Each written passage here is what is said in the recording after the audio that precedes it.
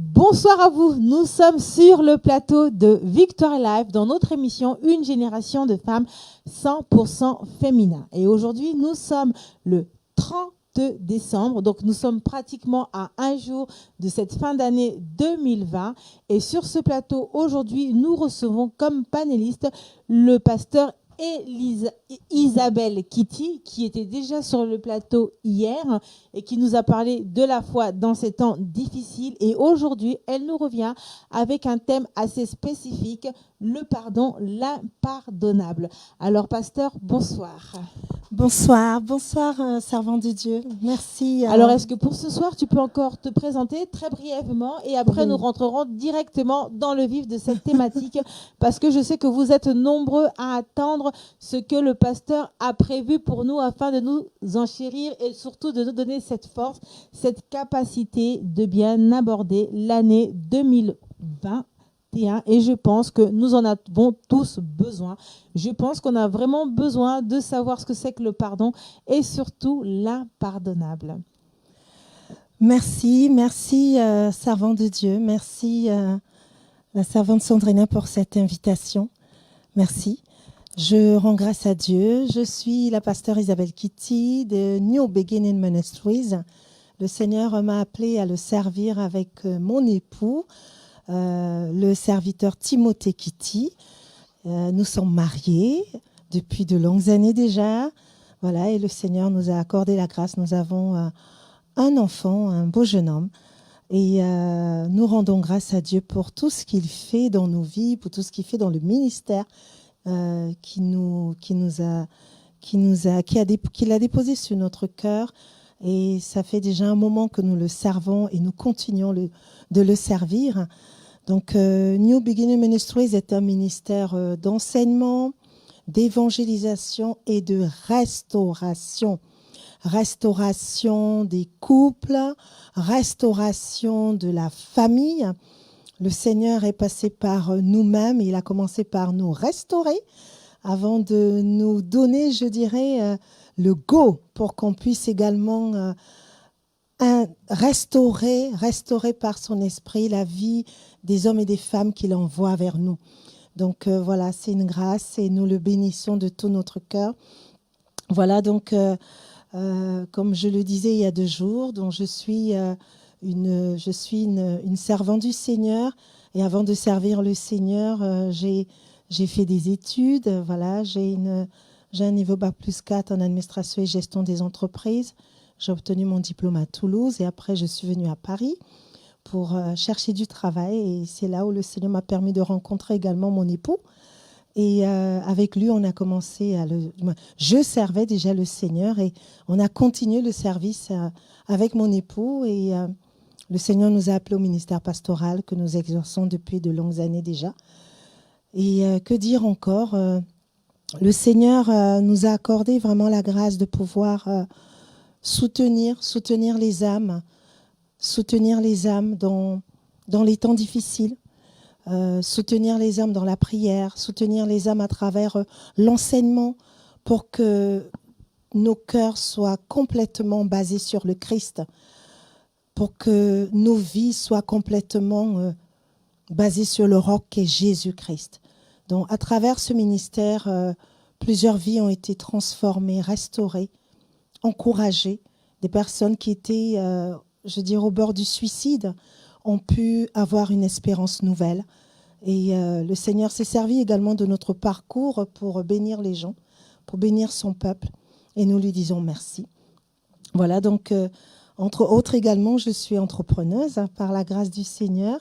Et le Seigneur m'a accordé également la grâce d'écrire depuis très peu de temps. Voilà, et il m'a permis de sortir ce livre, cet ouvrage qui est 15 clés pour un mariage stable et solide aux éditions MB Ministries, Marcel Mbungu Ministries. Et le livre a été préfacé également par le pasteur Marcel Mbungu. Donc 15 clés. Et parmi ces clés, il y en a une, la clé numéro 9, qui parle du pardon, du thème que nous abordons ce soir. Donc voilà, donc je suis ravie de vous parler du pardon. c'est quelque chose que j'expérimente, que j'ai expérimenté, que le Seigneur nous permet d'expérimenter parce que les coups durs, nous en avons. Les gens qui nous font des crasses, nous en avons. Mais il faut savoir pardonner. Le pardon est important. Le pardon, c'est très, très important. C'est l'une des clés pour avoir une vie chrétienne épanouie, le pardon. Parce que sans pardon, il n'y a pas de vie. Voilà. Donc, c'est ce que je peux dire pour l'instant. Alors donc sur ce plateau aujourd'hui, donc nous avons le pasteur Elisabeth Kitty qui vient nous parler de cette thématique, le pardon, l'impardonnable. Donc nous allons rentrer dans le vif de cette thématique. Donc je vais lui redonner la parole et à cet instant, elle va nous dire et elle va nous donner tous les moyens, les éléments nécessaires pour que nous puissions rentrer dans cette dispensation du pardon et surtout de l'impardonnable. Alors, le thème vraiment que le Seigneur a déposé sur mon cœur ce soir, c'est pardonner l'impardonnable. Pardonner l'impardonnable. Pardonner l'impardonnable, pourquoi? Parce que Jésus a pardonné l'impardonnable. Jésus n'a pas commis de péché sur la terre. Il n'a jamais commis de péché. Mais Jésus s'est fait pécher pour que nous puissions avoir le salut. Jésus s'est fait pécher pour que nous puissions avoir une vie transformée. La première chose que Jésus a faite, c'est de nous pardonner tous nos péchés, passés, présents et futurs. Sans pardon, il n'y a pas d'amour. Sans pardon, il n'y a pas d'amour. On ne peut pas dire qu'on aime Dieu qu'on ne voit pas. Et on a du mal à pardonner à son prochain qu'on voit. Ce n'est pas possible. Celui qui dit qu'il aime Dieu, c'est quelqu'un qui est en mesure de pardonner. Et je ne dis pas que le pardon est quelque chose de facile. Non, le pardon n'est pas facile. Mais la pratique du pardon est nécessaire pour vivre de manière paisible et épanouie. Celui qui pardonne le mal qui lui est fait vit de manière harmonieuse, sereine. Il a une vie épanouie. Celui qui ne pardonne pas est enchaîné. Il est dans les chaînes du manque de pardon, dans les chaînes de l'amertume, de la haine, de la colère, de la rancœur, des pensées négatives. Bref, j'ai envie de dire, sa vie ne donne envie à personne. Sa vie n'a pas de saveur. Or, nous sommes le sel de la terre et la lumière du monde. C'est ce que la Bible nous dit. Nous sommes la lumière du monde et le sel de la terre, dont nous sommes appelés à briller et nous sommes appelés à donner de la saveur. Je dois donner de la saveur et je dois briller. Toi qui m'écoutes, tu dois donner de la saveur et tu dois briller. Si tu es enfant de Dieu, tu dois briller. Si tu es enfant de Dieu, tu dois donner de la saveur. Il faut que ta vie donne de la saveur de telle sorte que les personnes qui te connaissent, elles aient envie de découvrir comment as-tu eu cette saveur. Comment as-tu fait pour avoir cette saveur? Et cette saveur, elle est en Christ. Cette saveur passe par le pardon. Cette saveur passe par avoir une vie chrétienne qui est complètement libérée de toute chaîne. Lorsque tu es libéré de la chaîne du manque de pardon, tu te sens vraiment comme une nouvelle créature, une personne nouvelle.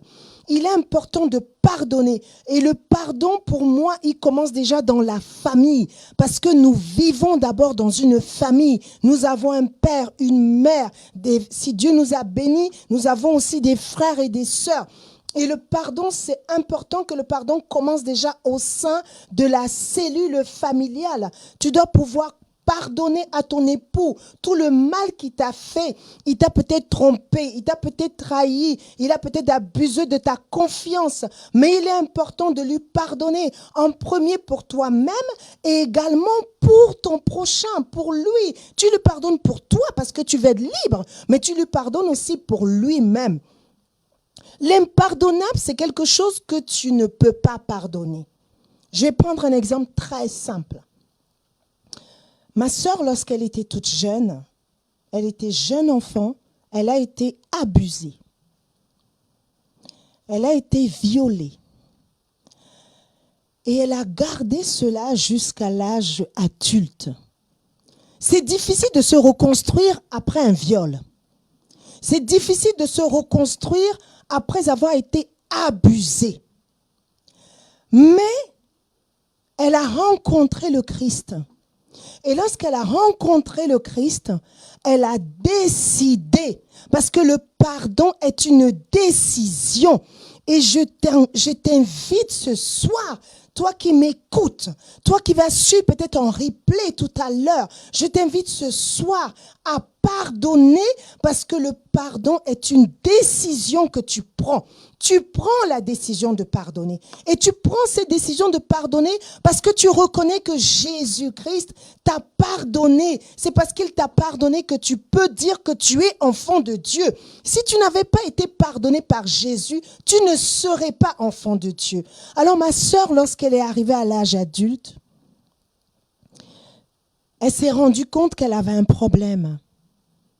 Et ce problème, c'est qu'elle en voulait toujours à cette personne qui avait abusé d'elle lorsqu'elle était juste une gamine. Et pardonner n'a pas été facile, mais elle a pris cette décision. Elle a pris la décision de pardonner tout le mal qui lui a été fait parce qu'on lui a enlevé sa virginité. Alors qu'elle était juste une enfant où elle ne connaissait même pas encore son corps. Mais elle a dit, je pardonne par amour pour Jésus-Christ de Nazareth. Et ça, c'est pardonner l'impardonnable. Et elle a pardonné parce qu'elle a réalisé que la Bible dit, pardonne-nous nos péchés comme nous pardonnons aussi à ceux qui nous ont offensés. C'est un verset que nous répétons un peu, excusez-moi l'expression, comme des perroquets. Mais le plus important, ce n'est pas de le répéter. Le plus important, après l'avoir répété, c'est de l'appliquer, de le mettre en pratique. Lorsqu'elle a rencontré le Christ, elle a réalisé que Jésus lui a pardonné et que ce verset de Matthieu dit « Pardonne-nous nos offenses comme nous pardonnons à ceux qui nous ont offensés. » Et elle a décidé de pardonner à cette personne qui a abusé d'elle, qui lui a pris sa virginité au moment où elle était juste une enfant. Et le pardon, lorsqu'elle a pardonné, elle s'est sentie libérée. Le pardon libère, bien-aimé. Le pardon te libère. Parce que toute l'amertume qu'elle avait dans le cœur, à partir du moment où elle a pardonné, le Saint-Esprit est venu enlever cette amertume. Et elle a pu regarder cette personne en face. Elle a pu parler, elle était en mesure de regarder cette personne en face. Elle était en mesure de la prendre à nouveau dans ses bras. Elle était en mesure de proclamer de bonnes paroles sur sa vie. Mais si tu ne pardonnes pas, tu ne peux pas agir de la sorte. Tu ne peux pas. C'est important de pardonner déjà au sein de la famille. Ton mari t'a peut-être trompé. Je t'exhorte, bien-aimé, à pardonner. Il est vrai que Jésus a dit, il a dit que la loi de Moïse prescrit que si effectivement il y a l'adultère, on peut se séparer du conjoint s'il y a l'adultère. Mais moi, je te dis ce soir, je t'exhorte ce soir à pardonner. Pour toi, l'adultère, c'est impardonnable, pardonne. Pour ma sœur, le viol dont elle a été victime était impardonnable, mais elle l'a pardonné par amour pour Jésus. Si tu refuses de pardonner, sache que tu résistes à Dieu. Et la Bible nous dit dans 1 Pierre 5, verset 5, la Bible nous dit que Dieu fait grâce aux humbles et il résiste aux orgueilleux. Dieu résiste aux orgueilleux et il fait grâce aux humbles. Et c'est pourquoi je te dis pardonne. Tes parents t'ont fait du tort, pardonne. Tes frères t'ont fait du tort, pardonne. Par amour pour Jésus, pardonne. Si tu as déjà dit ce verset un jour, pardonne-nous nos offenses comme nous pardonnons à ceux qui nous ont offensés. Mets-le en pratique à partir de ce soir. La Bible nous dit dans Matthieu 5, versets 23 et 24, « Si donc tu présentes ton offrande à l'autel et que tu te souviennes que ton frère a quelque chose contre toi, laisse ton offrande devant l'autel et va d'abord te réconcilier avec ton frère, puis viens présenter ton offrande. » Cela signifie que tant que tu n'as pas pardonné, tous tes dons, tes dîmes, tes offrandes, tes semences et que sais-je encore, tes aumônes ne sont pas agréés par Dieu. La Bible ne dit pas si tu te souviens que tu as péché contre, si tu te souviens que ton frère a quelque chose contre toi. Non, la Bible dit si tu te souviens que tu as en fait, tu as fait du tort à ton prochain. La Bible te dit tu te souviens que tu as fait du tort à ton prochain. Laisse ton offrande, va te réconcilier avec ton prochain et reviens donner ton offrande. Amen. Matthieu 18, versets 21 et 22 nous dit, « Alors Pierre s'approcha de lui et dit, « Seigneur, ici c'est Pierre qui s'approche de Jésus, et il dit, « Seigneur, combien de fois pardonnerai-je à mon frère lorsqu'il péchera contre moi? Sera-ce 7 fois ?» Jésus lui dit, « Je ne te dis pas jusqu'à 7 fois, mais jusqu'à 70 fois 7 fois. » Lorsque tu fais le calcul, 70 fois 7, tu trouves le chiffre 490. Jésus dit à Pierre, tu dois pardonner 490 fois. Tu t'imagines, servant de Dieu? 490 fois tu dois pardonner.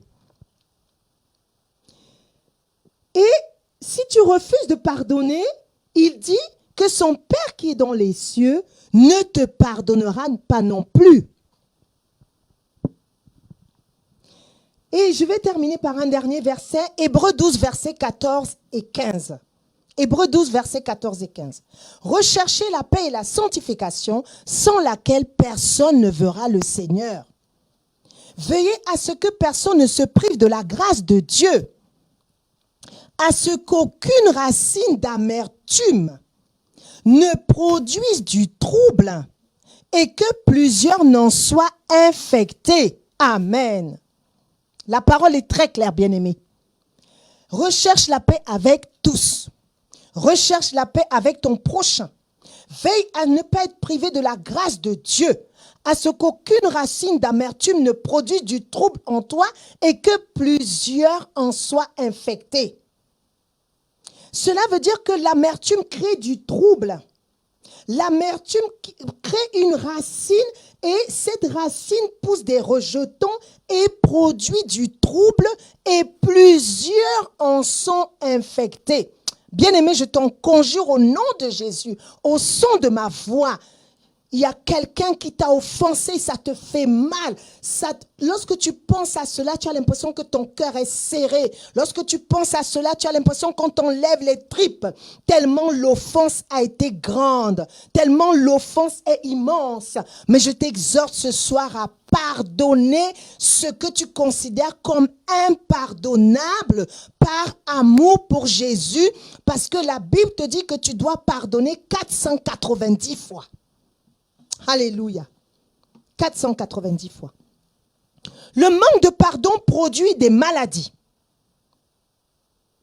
Certaines personnes sont devenues hyper tendues à cause du manque de pardon. Parce qu'elles cogitent sans cesse, elles cogitent sans cesse, elles ruminent sans cesse, elles ruminent sans cesse. Elle va se coucher, elle pense à l'offense. Elle se lève le matin, elle pense à l'offense. Elle va travailler, elle pense à l'offense. Elle s'occupe de ses enfants, de son mari ou de que sais-je encore, elle pense à l'offense. À un moment donné, cela détruit son système. Cela détruit sa santé, cela détruit même son système immunitaire. C'est pourquoi je t'exhorte, bien-aimé, pardonne. Parce que le manque de pardon, il y a des personnes qui ont des problèmes, qui traversent des moments difficiles et qui vivent notamment avec un problème cardiaque à cause du manque de pardon. À cause du manque de pardon. Une sœur m'a rendu un témoignage un jour. Elle m'a dit que elle avait mal au cœur parce qu'elle avait du mal à pardonner à ses enfants. Et lorsqu'elle pense à ses enfants, elle a le cœur qui est noué. Bien aimé, Si ton cœur est noué aujourd'hui, la clé pour qu'il soit dénoué, c'est de décider dans ton fort intérieur de pardonner cette offense qui est impardonnable pour toi. Et tu verras que le Seigneur va te restaurer. Lorsque tu prends cette décision qui est difficile de pardonner l'impardonnable, crois-moi, Dieu te restaure. Je suis passé par là. J'aime bien parler de la parole. Mais vous savez, la parole, il faut la vivre. Il ne faut pas parler, juste prêcher et ça reste la lettre. Nous devons vivre la parole de Dieu. Et le Seigneur m'a accordé la grâce de la vivre à travers le pardon. J'ai partagé ma vie il y a de très longues années avec un homme qui me battait. J'étais une femme battue. Vous savez, nos vies ont été tellement parsemées d'embûches qu'on ne peut pas le raconter tout le temps. Sinon, on reste dedans. Mais je vais te raconter en quelques minutes pour terminer comment est-ce que Dieu assis sur son trône, m'a permis à moi de pardonner, moi qui ne suis qu'un être de chair. C'est vrai, je suis un être spirituel, mais je vis dans un corps qui est une chair. Et j'ai une âme. Alors cet homme m'a battu. À plusieurs reprises, il m'a battu, servant de Dieu.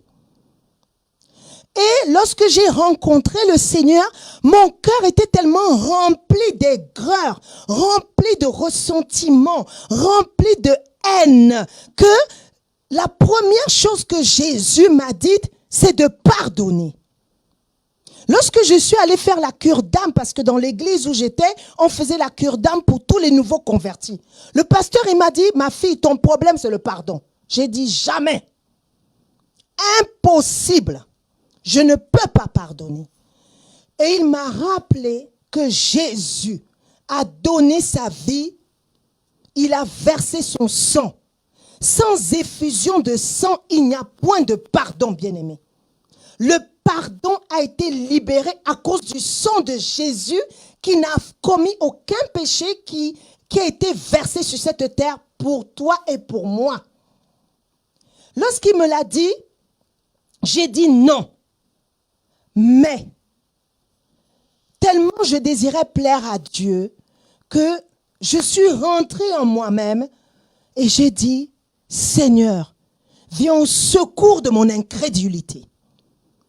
Viens au secours de mon incrédulité. Je ne peux pas dire que je t'aime, mais en même temps, je garde cet homme dans mon cœur. J'ai des nœuds lorsque je pense à lui. J'ai envie si je pouvais le taper, j'ai envie de le boxer. Tellement je suis en colère dans mon cœur contre lui. Et le Seigneur m'a fait comprendre que le pardon est une décision solennelle que je prends par amour pour lui. Et j'ai pris cette décision, bien-aimée. Ce n'était pas facile, mais je l'ai fait. Je me suis souvenu de l'œuvre de la croix. Je me suis souvenu que lorsque j'ai rencontré Jésus, je ne suis pas allée à Jésus parce que je cherchais le mariage, ou je cherchais la maison, ou je cherchais le travail. Non, je me suis rappelé que lorsque j'ai donné ma vie à Jésus, j'ai réalisé qu'un si grand Dieu a pu penser à moi, a pu poser son regard d'amour sur moi, qui était une pécheresse. J'étais une pécheresse remplie de tellement de péchés. J'ai réalisé que ce Dieu qui est grand, il m'aime moi, malgré tous ces péchés, il m'aime. Et j'ai dit, Seigneur, c'est dur, mais je décide de pardonner. Et j'ai pardonné à cet homme. Non seulement je lui ai pardonné, le Seigneur m'a dit ensuite, demande-lui pardon. Parce que certes, il t'a battu, mais toi aussi tu l'as offensé parce que tu l'as insulté. Et cette étape aussi a été difficile, mais je l'ai fait encore par amour pour Jésus. Je terminerai en te disant, tu as l'Esprit de Dieu comme moi j'ai l'Esprit de Dieu. Alors si moi j'ai pu pardonner, si ma sœur dont j'ai donné l'exemple tout à l'heure a pu pardonner, toi aussi tu es en mesure de pardonner. Que la Bible ne soit pas la lettre, que la Bible soit le vécu, que la Bible tu la vives et que lorsque tu la vis, tu manges les fruits, tu bénéficies des fruits au nom de Jésus-Christ de Nazareth. Je prie maintenant pour toi. Si tu ouvres ton cœur au Seigneur ce soir, je prie que le Seigneur puisse t'accorder la grâce de passer à l'autre bord, de passer à l'autre bord. L'autre bord, c'est l'après-pardon.